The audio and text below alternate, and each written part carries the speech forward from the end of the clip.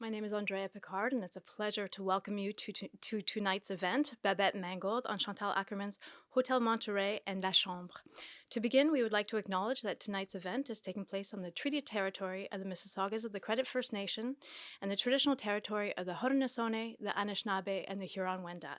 We are very grateful to have the opportunity to work in the community. On behalf of TIFF, I would like to thank our lead sponsor, Bell, our major sponsors, RBC, L'Oréal Paris, and Visa, and TIFF Cinematheque's public supporters, Ontario Creates and the Canada Council for the Arts. Thanks as well to Classic FM Radio and Zoomer Radio, our program sponsors. As a charitable organization, we would also like to thank our donors and members for making TIFF's year-round programming, educational, and community outreach initiatives possible. Finally, a special thanks to the Institut National de l'Audiovisuel in Paris for their program support. Excuse me. Now, this screening is part of News from Home, the films of Chantal Akerman, which is a very extensive retro on Chantal's work that is programmed by myself and longtime Chantal Akerman collaborator Claire Atherton, who is here with us for this opening weekend. The series runs at TIFF Cinematheque through December 14th, and I really urge you to see and re-see, in some instances, Chantal's work on the big screen, including some of the rarities. So we did a lot of research. My colleagues at the Cinematheque have been phenomenal in tracking down prints and digital restorations and some of her TV works and commission works, some of which are very rare and have not screened in North America, at least for a very long time. I would like to take this opportunity to also thank my colleagues in the Learning Department, namely Amanda Hattie, Jessica Lamb, and Alex Hughes, for making tonight's event possible. Now, as I mentioned, we just launched the series this weekend, and Claire was here with us. It was a very emotional time. Sylviane Akerman, Chantal's sister, was also here, and some of the family. And you'll note that in some of the films, there's a reference to the Canadian cousins, and they do live in Toronto. So every time Chantal came to TIFF, she spent some time with her cousins. And so it was a very emotional and beautiful weekend. And now I'm super thrilled to have another one of Chantal's friends, very dear friends and longtime collaborators, Babette Mangolte, join us to present two of their early films together, La Chambre and Hôtel Monterey from 1972, as well as to consider the influence of the New York avant-garde on Chantal's work and to reflect on the filmmaker's legacy. Now, Babette has an extensive biography. It will be shortened just for the sake of tonight, but her achievements are extraordinary. She's an internationally celebrated experimental filmmaker, photographer, and cinematographer based in New York. Her most recent solo exhibitions include I = I at the Kunsthalle Wien and Spaces to See at Rochechouart Musée d'Art Contemporain. Her cinematography credits include the films we are seeing tonight, as well as Akerman's Jeanne Dillman, 23 Quai du Commerce, 1080 Bruxelles, News from Home, Un jour Pina a demandé, in addition to Yvonne Rayner's Lives of Performers and a film about a woman who, Michael Snow's Rameau's Nephew, and Jean-Pierre Gorin's Routine Pleasures and My Crazy Life. Of course, that's an abridged list, but a phenomenal list. She has made a number of films as well, including The Camera Je, Les Modèles de Pickpocket, and 7 Easy Pieces by Marina Abramovich. She is currently completing a feature film, and her next project is a book about photography. I should also mention that Babette is participating in a group exhibition at the Reina Sofia at the moment, Defiant Muses, Delphine Seyrig, and the feminist video collectives in France in the 1970s and 80s. And in tandem with this exhibition, the Filmoteca in Madrid is also hosting their own Akerman retrospective. And in a nice moment of synchronicity, Madrid and we showed Je tue, il, elle last night. So there's a lot of love for Chantal at the moment. And now it's my great pleasure to welcome Babette Mangolte onto the stage. Please welcome her.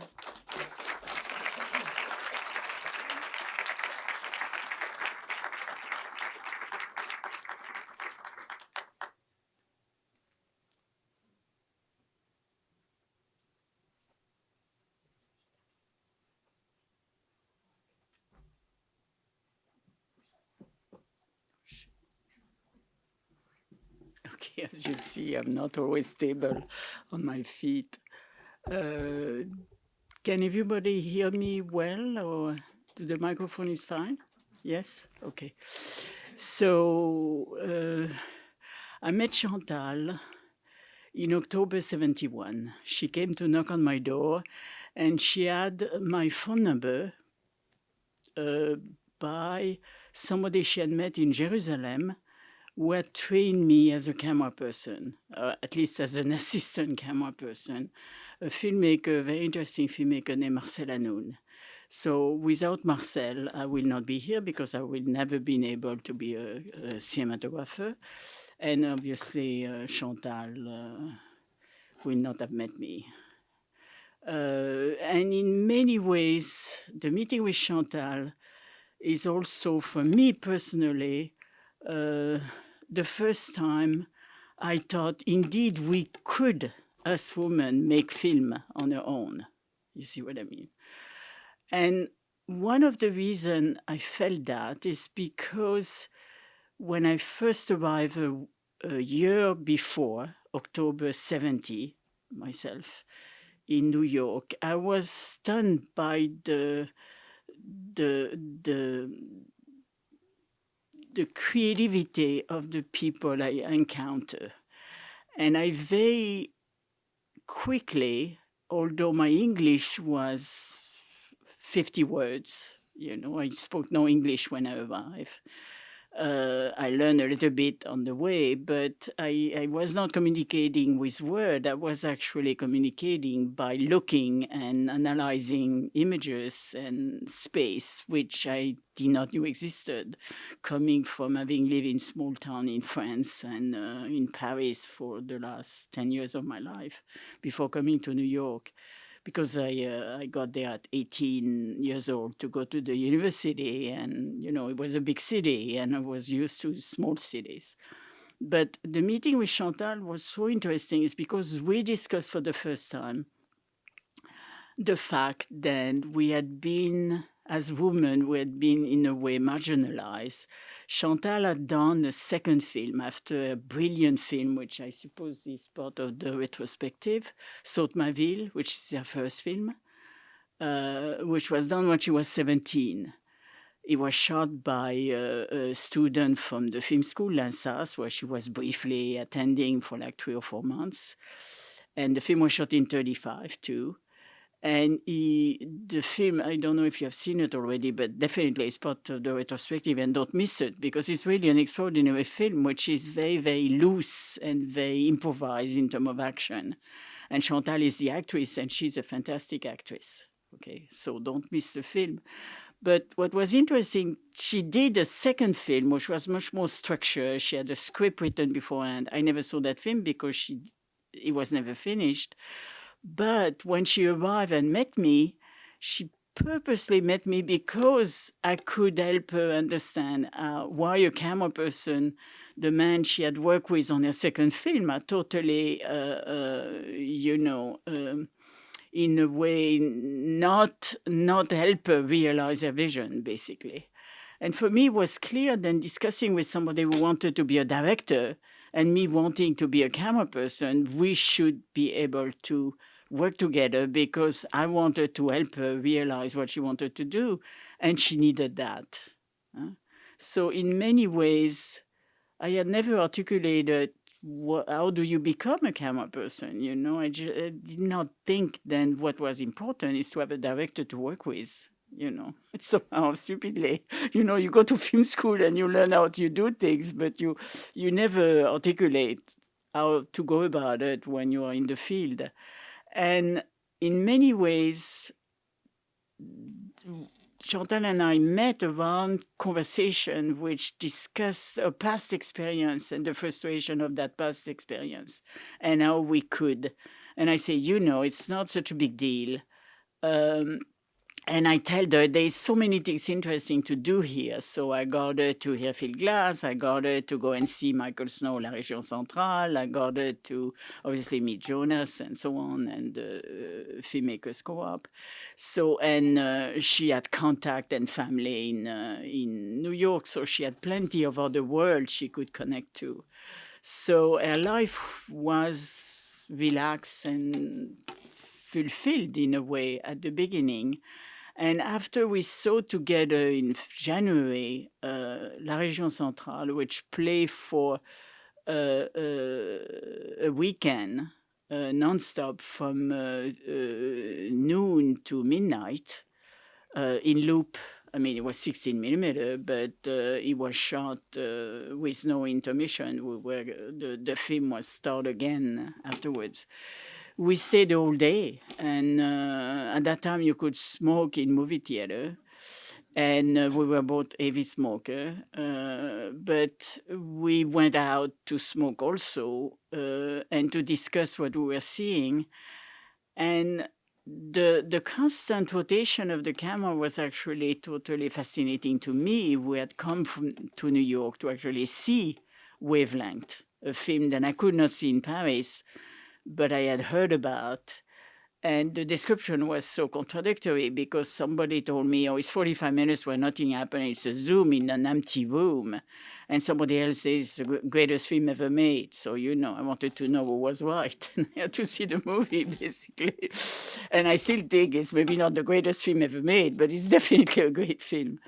And very, very, there is something happening every minute with the color variation and the jump in the zoom and so on and so on.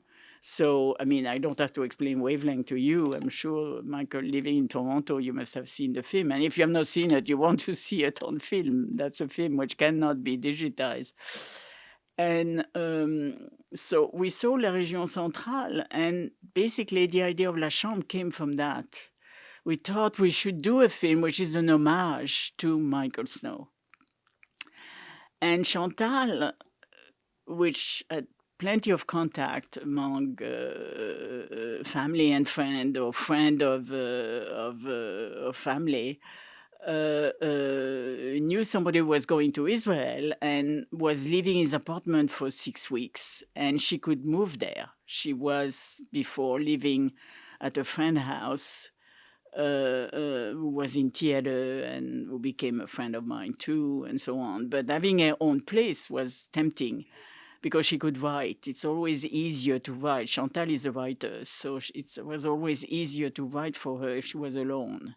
I don't know if in the retrospective you're going to see L'Homme à la valise, but it's a film which is a treasure, which I have not seen since she made it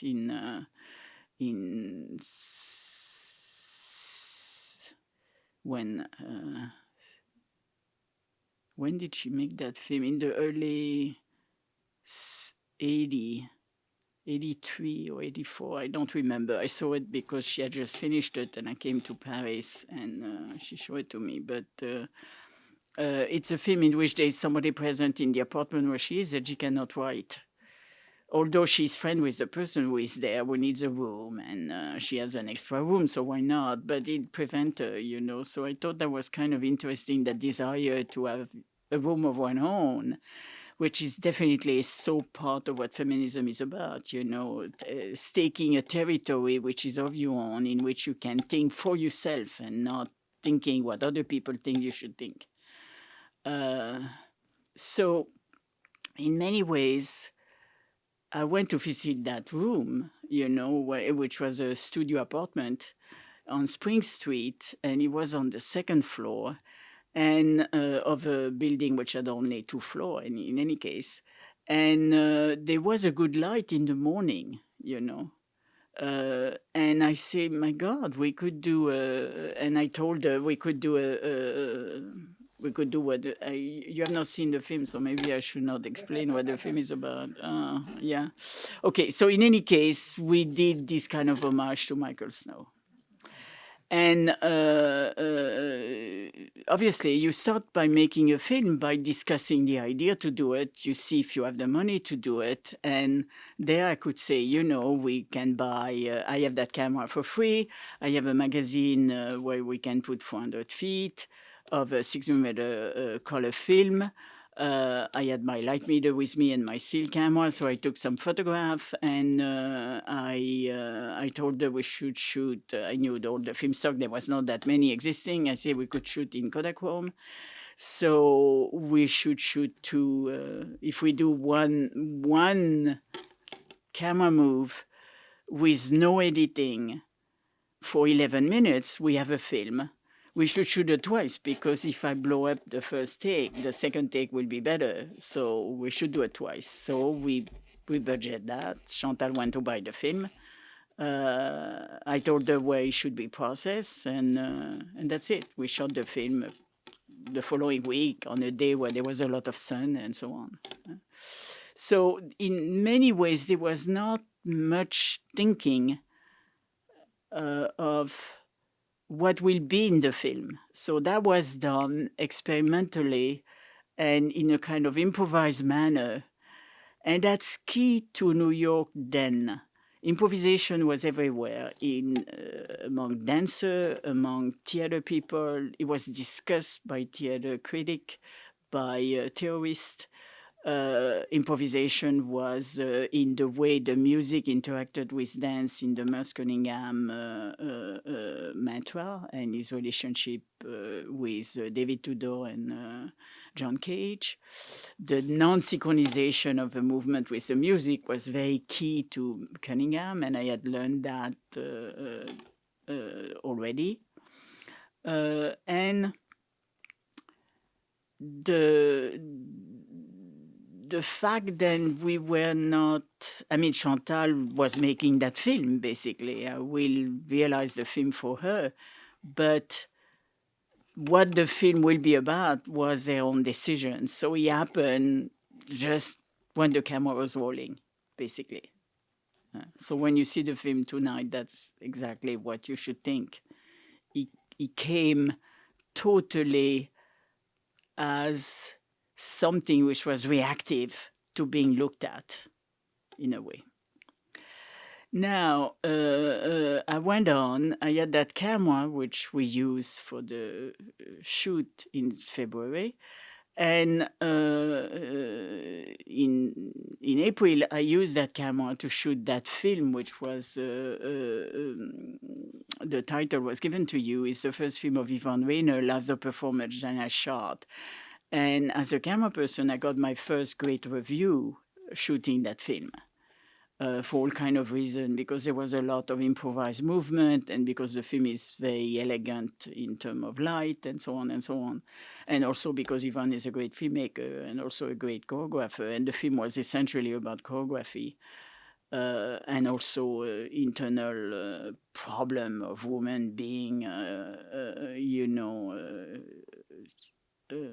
left by a man, and deception, and betrayal, and so on. A certain element of melodrama was involved in the film. And I love working on that film. But meanwhile, Chantal had decided to go and live at the end of April in an hotel called Hôtel Monterey, which was up Broadway on 117th Street. And I think it's 117th Street, but I have never had the time really to go back. The hotel has disappeared, disappeared. A new building is there, so I will have to really think having the print of the film to be able to retrace, because the film was shot giving you some element of the outside of the hotel, seen from the lobby of the hotel. So we are not outside of the hotel and seeing it from the sidewalk. We are inside the lobby of the hotel, and we see the people arriving from the street. But the idea was to actually shoot what happened at night in an hotel. And I have to describe those hotels, because I lived in an hotel like that before. Not anymore at the time I shot the movie, because I had been there in New York for a year and a half. But the first 6 months I was in New York, I lived in an hotel, which was an hotel for transient people or people on welfare, and mostly very old people, people on Medicaid and Medicare. So people who were about to die, basically. And those hotels cost $35 a week, and you had to pay every Friday. And if you could not pay, you were in the street.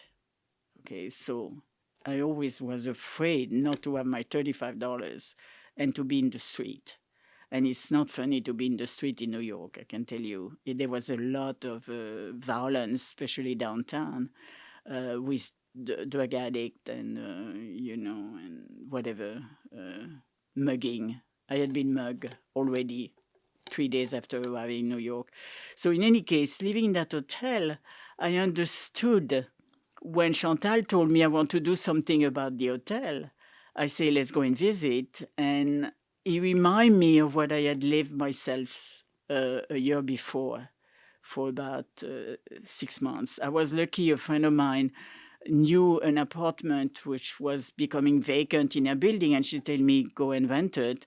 And it was only $70 a month to rent an apartment on St. Mark's Place. So therefore, it cost me only the equivalent of 2 weeks of rent in an hotel, So suddenly I was richer because I was earning the same money, but I did not have to spend 3/4 of the money I was making to pay for an hotel. I had to spend only a third, so I was middle class. That was really a big discovery, which happened in shortly before I went back to Paris, like in May of 70. Or 71, rather. So when Chantal met me in my apartment where I had a phone in October 71, that was the apartment I was in. I had 3 bedrooms, I had a view of the roof, I had no, obviously, elevator, but that was really luxurious, as far as I'm concerned. In terms of an apartment. And what is important is, when she told me about that hotel, I wanted to know what she wanted to do. And she had thought of the life of the people there were known to her and were actually different from the people I had met in my own hotel, which was on 23rd Street when her was uptown. Because they were not all old. Many of them were, you are going to see some of them in the film when you see the film. So there is a relationship with, many also are old. So what is interesting is when you get old and you have no option and no money, people somehow become very passive. And that passivity became one of the things which is evoked in the film. In other words, the people living in the hotel is what end up to be what the film is about. Also, although it's obviously a documentary, if you want, about a space, it's more about the people using the space than La Chambre was. La Chambre was actually a spectacle created when in Hôtel Monterey, it's not that. It's actually an investigation of the life of the poor. And, it's kind of interesting. I've known Chantal from the time she came knocking on my door until literally 3 weeks. Last time I saw her is 3 weeks before she died. So I have known her. But we both had the same sense of precarity in our life. And I think it's what Hôtel Monterey is about is doing a film about people who have no security or safety net, who don't really know if they are going to make it to the next day or something like that. I felt that very clearly. But to make the film, it was actually fun. Chantal decided then we will just shoot the film in one night. So we'll start at 5, which we did. We started at 5 in the afternoon, and we finish about 8 o'clock the next morning. We shot in early May, so the day were pretty long. And we went from the lobby at 5, spent some time there, And we move, taking the elevator, but also seeing people taking the elevator. It's about people using the space. So we looked at the people and how the verification of movement later on at night, and how when we finally climbed the last stairs to go to the roof to see the outside, new day, basically. So that was the idea of the film. There was, what is very important in a film. It's a time frame. It's something which has a structure which is established by time. And here's a topic which is people inside a space which is used commonly, which is shared by people. So we are mostly in the area which are outside the room, but Chantal had made some friends, so we went also, a little bit closer. So I'm going to finish my talk by you had an image which was in black and white for a film which is in color, and I don't know if you have seen that film yet. It's called News from Home, and it's a remarkable film, which was shot in 1976.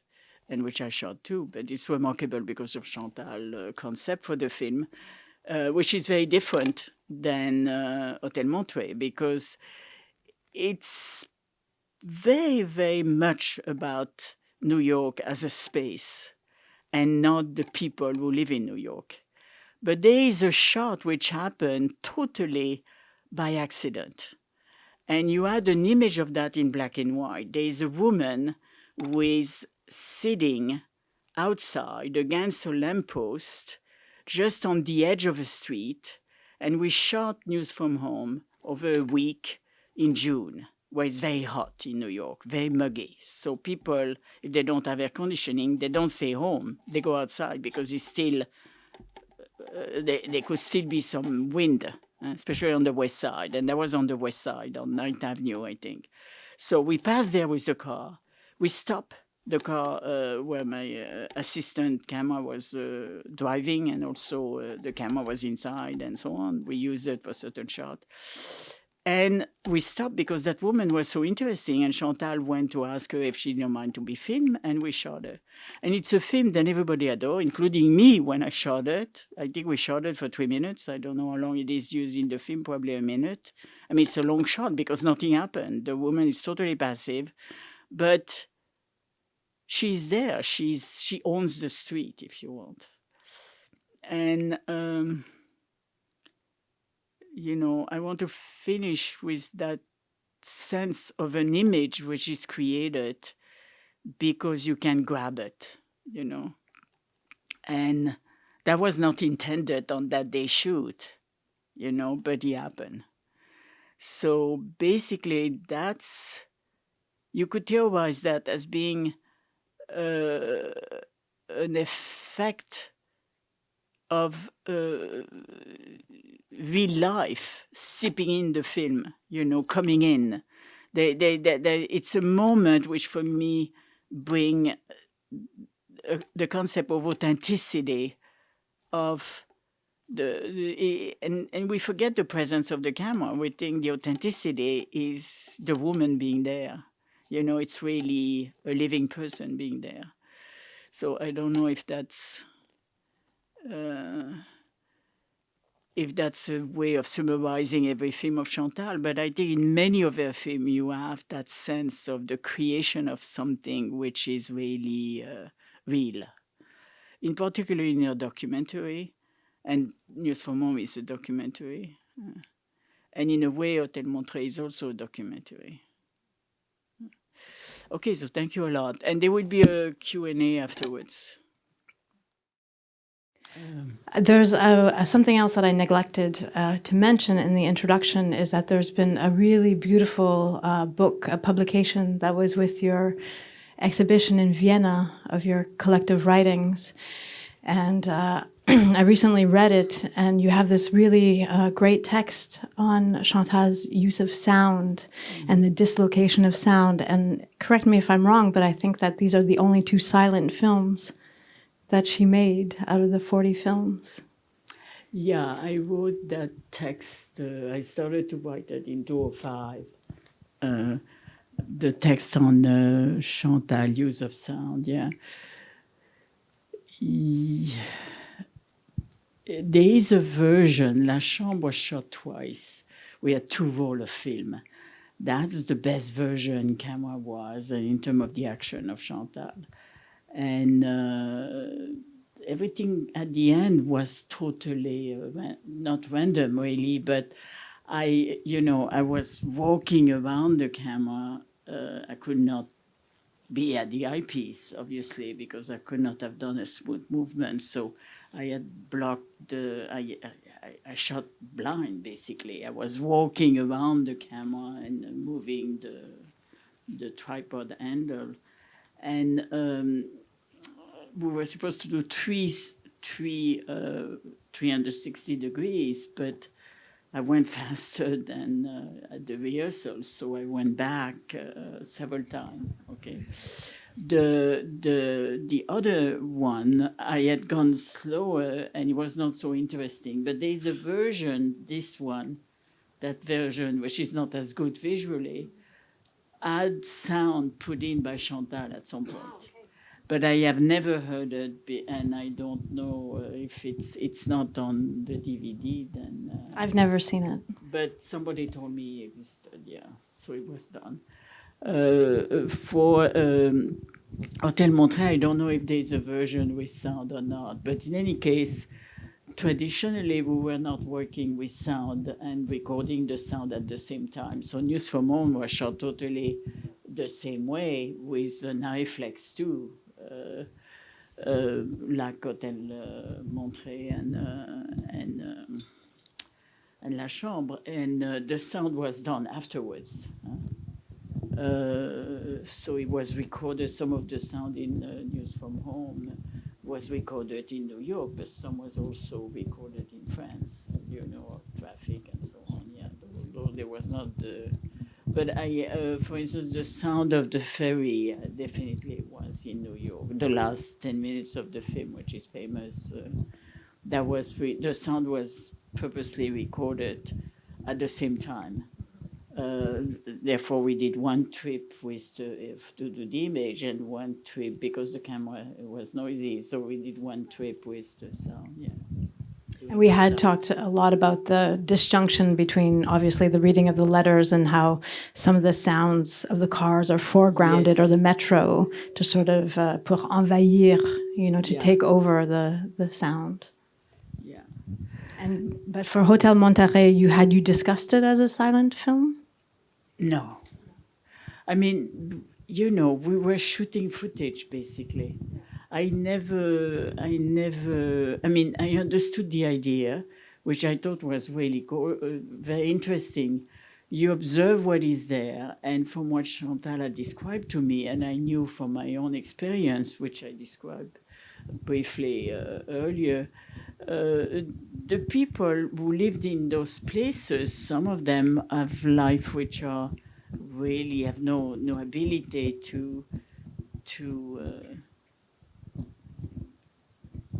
have energy, if you want. So they are passive in their life. So they leave the door open because maybe the outside world is going to see them. So those door open was actually not for the purpose of us to be on the edge of their door and to see them. Just because they were like that.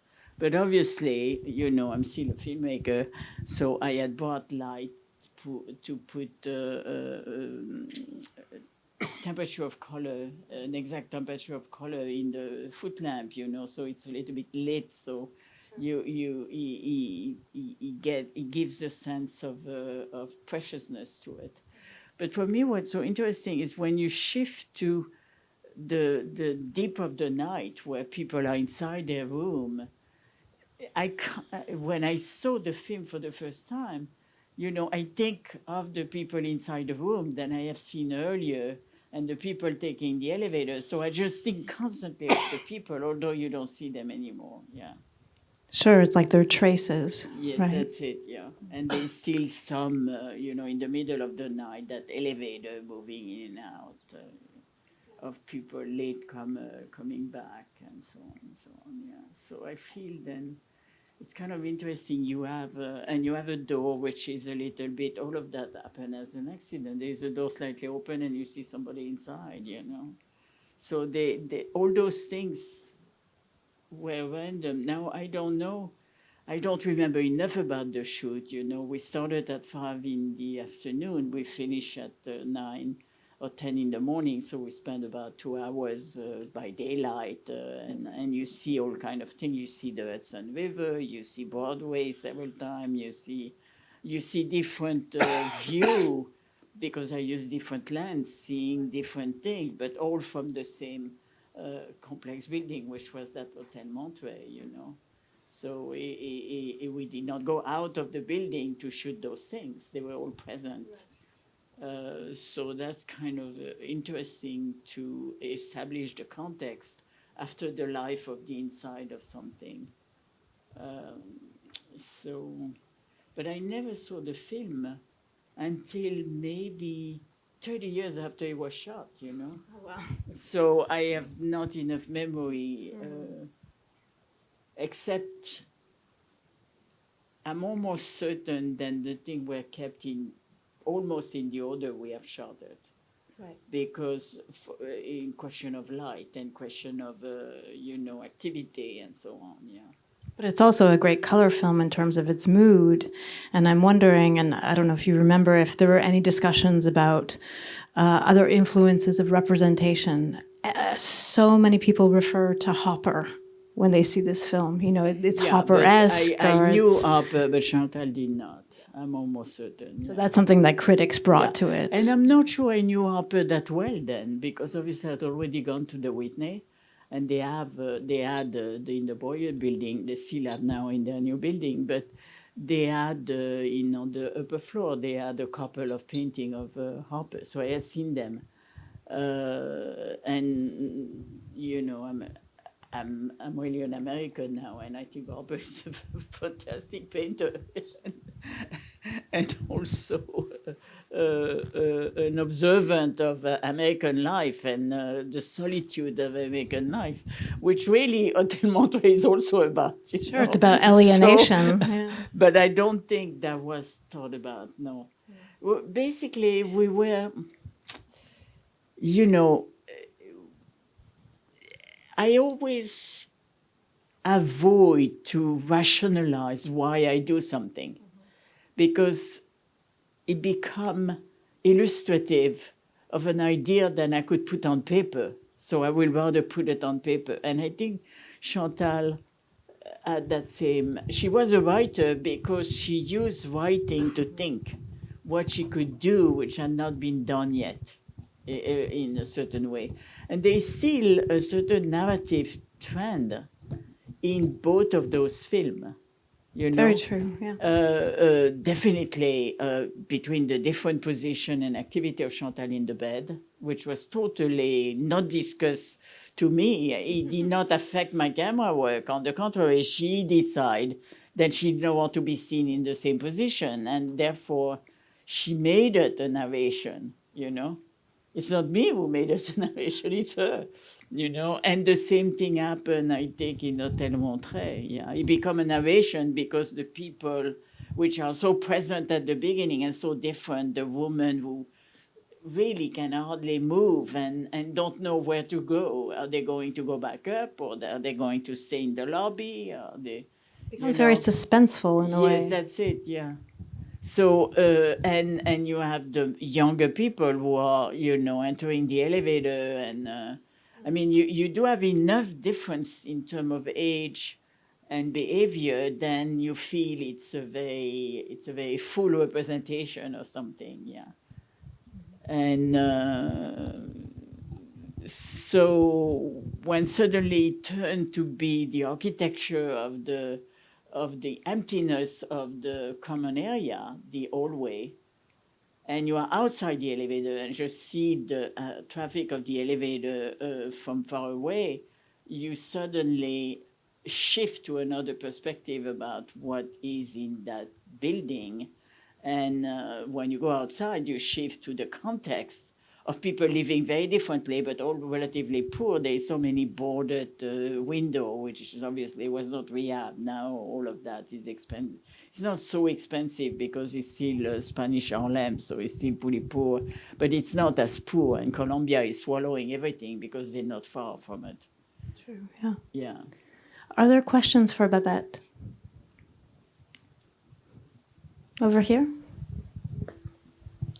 Hi, I thought it was a very compelling character study, the building being the character study. It's almost as if the occupants became subsidiary to the architecture or the space. And you mentioned that things were just shot organically in basically two sessions. But I noticed that there was a lot of... What do you mean?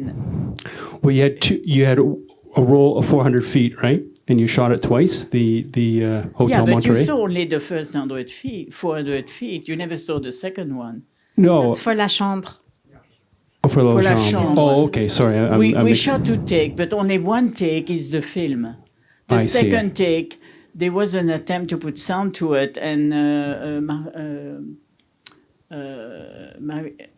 Marilyn, who is a friend of Chantal from high school, from before high school, actually. I see. And was the producer of Paradise Now, which was the company then Chantal had in Brussels. Then she made, around the time, she made Jeanne Dillman, which was shot in Brussels.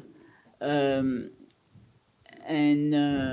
something I could have said in my presentation, which is interesting, the kind of, filmmaking we experiment with in La Chambre and Hôtel Monterey were 2 films which were not, they were produced totally with no production company behind them.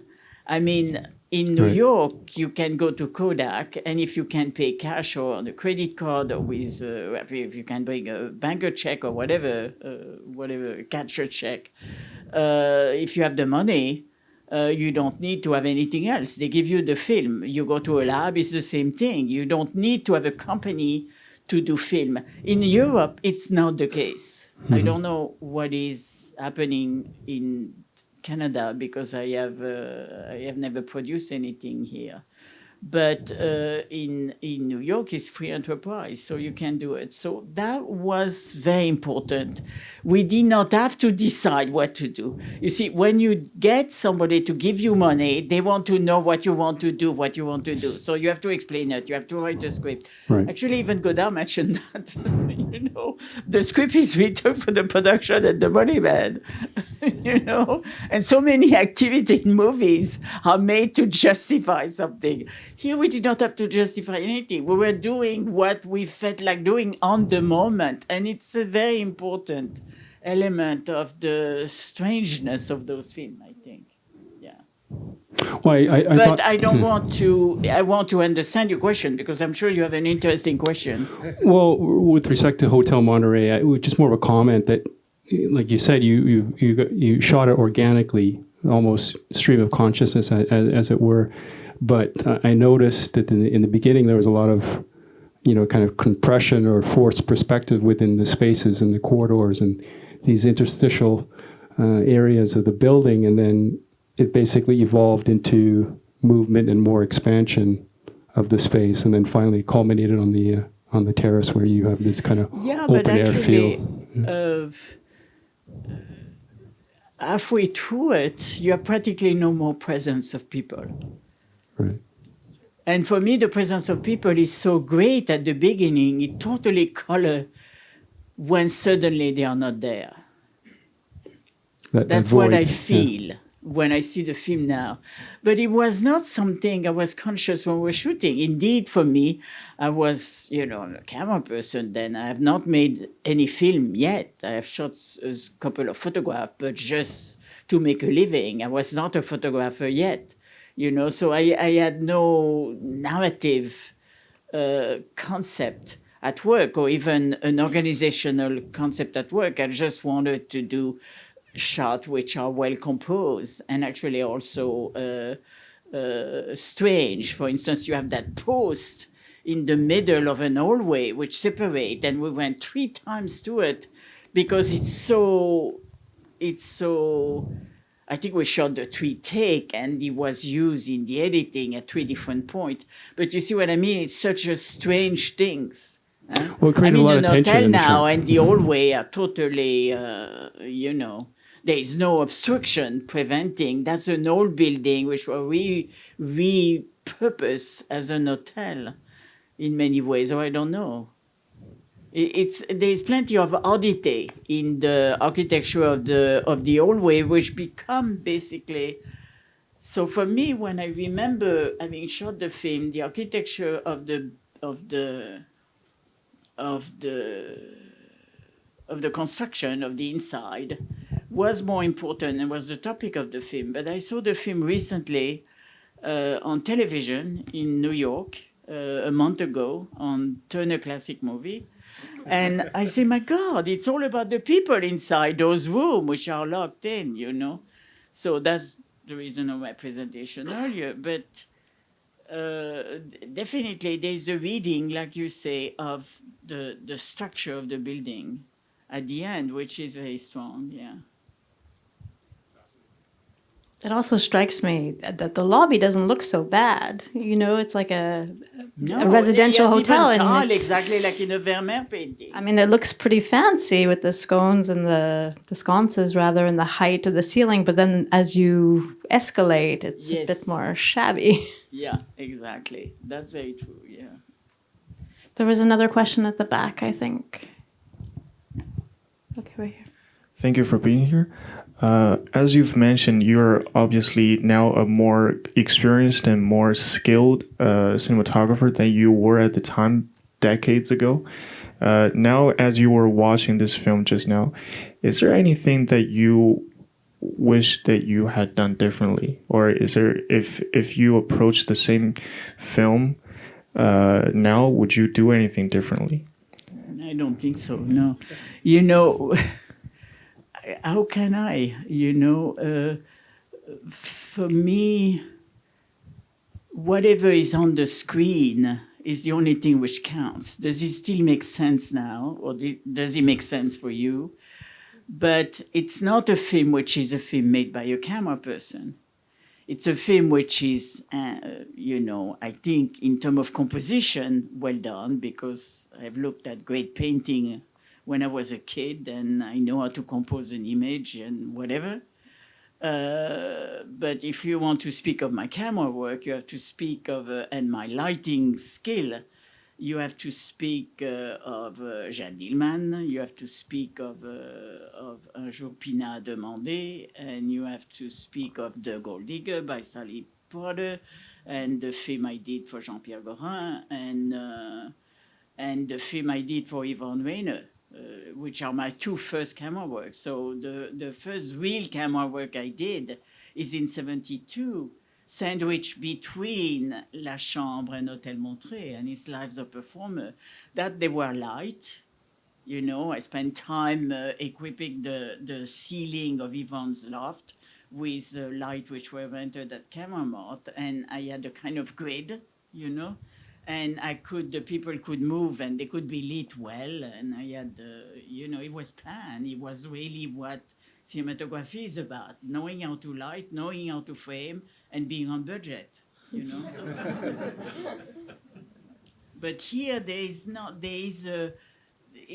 a structural film, you know. The reason, the other 2 films which are really inspired a certain way by Michael Snow's early work, and the person who designed the film of Michael done when he was in New York before he came back, moving to Toronto in 1974, I think.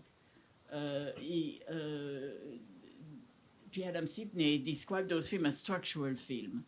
Okay, therefore they start from a principle of organization, and they apply that principle of organization to do something. Okay, that's a good description of La Chambre and Hôtel Monterey, you know. And there is no good practice as camera work or not. There is not an idea of representation.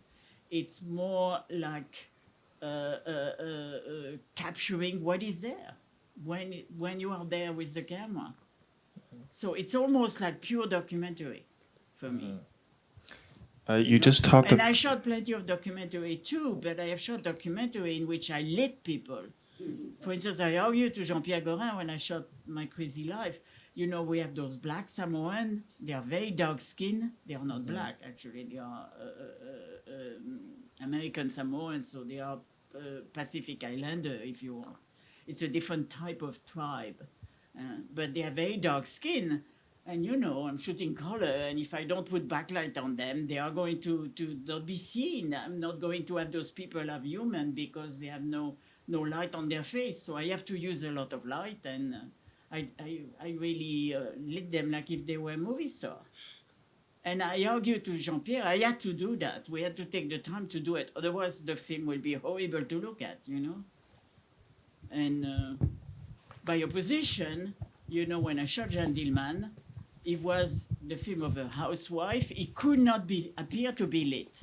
It appeared to be totally naturalistic lighting. So I used light, which are of a different order. First, we had a very low ceiling, which was horrible for me. So I used photo flood, which were working very close and very diffuse light, you know. But at the same time, I still got modeling because I really worked at how to do it, you know.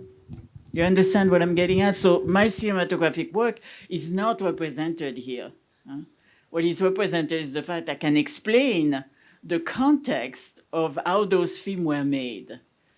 They were made, and I think it's something to, you know, yesterday or the day before, there was in the New York Times, which is not your newspaper, but you can probably go to the New York Times from here online, and you can read at least 6 or 10 articles a month. So you can read this one. There's a wonderful article of Scorsese, Martin Scorsese, a famous filmmaker.